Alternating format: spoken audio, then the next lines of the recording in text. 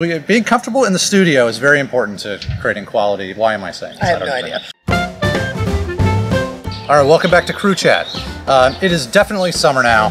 Last time we were here in the outdoor studios, you know, we're in a transition period. Yeah. Spring was arriving, we were talking about summer red wines, but now it's definitely summertime.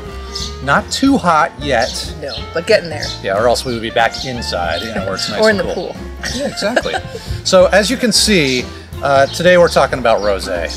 Rosé is its own category of wine. And a new category, really. I mean, I know it's been around forever, but it's really only become popular very recently. Over the past 2 years, the Rosé category has grown by more than 50%. It's been around forever, but now it's kind of experiencing a renaissance, I guess you would say. So we know it's really popular and everybody's drinking it, but what exactly is Rosé? So Rosé is not white wine, it's not red wine, and it's certainly not the two blended together. Yeah, otherwise I've made Rosé.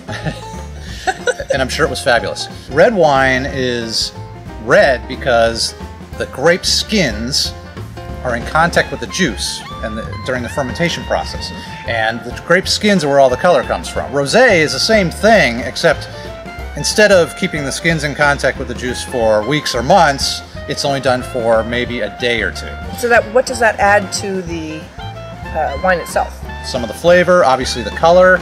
They also add a compound called tannins, which give you a little astringency that you find in some of real heavy red wines. So they add a bunch of complexity. They tend to be made in a certain style that's lower in alcohol, and high in acidity, which means it's nice and refreshing, goes well with food. Definitely. So why don't we jump right in and taste some of these? You know, let's start. I've already been tasting this one, so we should probably start here. When people think of rosé, usually what they're going to think of is Provence. So Provence is a region in the southeast of France where the Rhone River meets the Mediterranean Sea. If you go to the store even today, 90% of the wines you see on the shelf are going to be from Provence, of the rosés. They're going to be from the south of France. What you notice is that there isn't really a very strong bouquet. A little bit fruity, a little bit floral, but very subtle. You could sip this all day long. Yeah, absolutely. Right. You can have this with anything from light appetizers and cheese all the way up to you know, heavy meat barbecue. Yeah, you could, and we're going to do that. We've got ribs in the smoker right now, and we're going to figure out which one of these goes best with those ribs later on. And we'll let you know how that works out. Okay, we're on to our next rosé. This one is from the other side of the world, from the United States, from Oregon, the Willamette Valley. Known for their Pinot Noirs. I want you to look at the stark contrast in the color of these two wines. So this was the previous wine from France. Right, from from Provence. France, made from Granache. Yep, and that. There's your Pinot. I mean, they could not be more different. This is, neither one is pink. Okay. No. Now, you were telling me you've been to the Willamette Valley, and you did not experience a whole lot of rosés when you were there. I would say about maybe 10 years ago, did some tastings out that way, and at least at the wineries that I went to, a rosé was not one of the tasting wines that we had. Okay, let's try this. Give it a go. Oh, very different. Yeah. This is good. I like this a lot. I'm not sure I've ever had an Oregon rosé until right now, and I would drink this. This would go really well with the ribs that we're smoking up right now. It's got a lot of acidity to it. It does. It's fruity, but earthy at the same time. Yeah, it's a different kind of fruity. A little bit of cherry and maybe some like watermelon. I agree, but I can't get past the kind of smoky earthiness of it. That just surprises me completely, which is great. That's one of the best things about wine and trying new stuff is just being surprised. I would drink it. I will drink it. I will continue to drink it. It says on the label that it also pairs very well with friendship, travel, and cheese. It pairs with travel? And cheese. All right, we're on to our third and final rosé of the day. Yes. This is from Italy. Yes.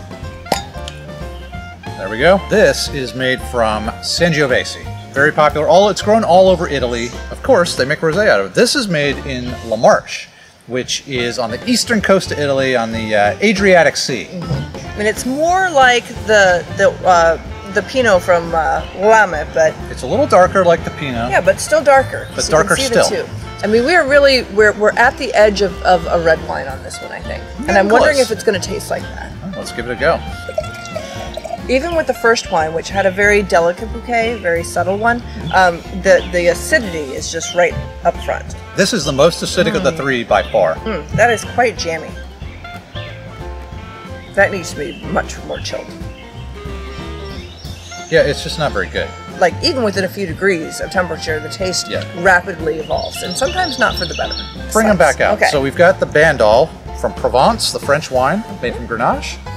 And then we also have the Pinot Noir from Oregon, the Willamette Valley. And then finally, the Rosato from Marche from Italy. This is made from Sangiovese. On top, I would put the Pinot Noir. I think, objectively speaking, and I haven't had a whole lot of Pinot Noir rosés, this was very good, and I think it's very versatile. Pairs with friendship. Cheers. There are a lot of people that only drink red wine.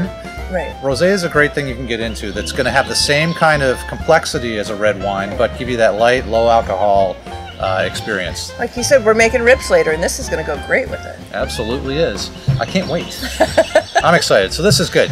I'm happy we did this. And just to clarify, like, we had not tried any of these wines before we did this. I thought it was important to kind of taste them for the first time on the show. And, you know, we liked some of them. We didn't like some of them. And that's the way it's going to be with you, too. All right, that's it for this episode. I think the ribs are just about ready in the smoker, so I am... What happened? No, you can't get the ribs. Sit down. Follow us on Facebook. Smoke that subscribe button on YouTube. If you have any questions, leave them in the comments. We'll be happy to answer them. And I guess we'll see you next time. Cheers. Cheers. Stole my wine.